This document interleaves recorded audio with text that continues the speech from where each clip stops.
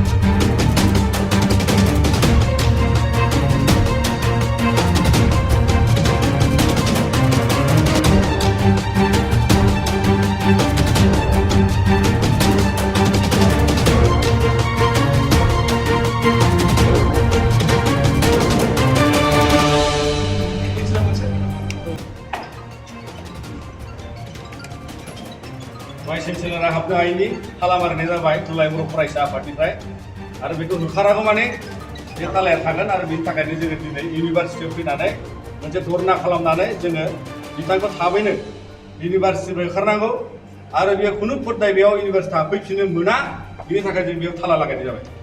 पायनिर academy बरमायाव HS first इयारनि मुं थिसननाया सोलिगासिनो दं। पायनिर एकाडेमि बरमायाव एचएस फार्स्ट इयारनि साइन्स आरो आर्ट्स मोन्नैबो आयदानि मुं थिसननाया सोलिगासिनो दं। गुन गोनां सोलोंथाइखौ लानो थाखाय पायनिर एकाडेमि बरमायाव एचएस फार्स्ट इयाराव मुं थिसननो गोसो गुदुं जानाय फरायसाफोरा साइन्स आरो आर्ट्स मोन्नै आयदानि गेजेराव सायख'नानै मुं थिसनफैनो हासिगोन। पायनिर एकाडेमि बरमायाव आलादायै नीट आरो JEE नि कचिंबो होफानाय जायो। पायनिर एकाडेमि बरमायाव थानानै फरायनो हानाय राहानि थाखाय हौवासा आरो हिन्जावसानि हस्टेलनि खाबुबो दं।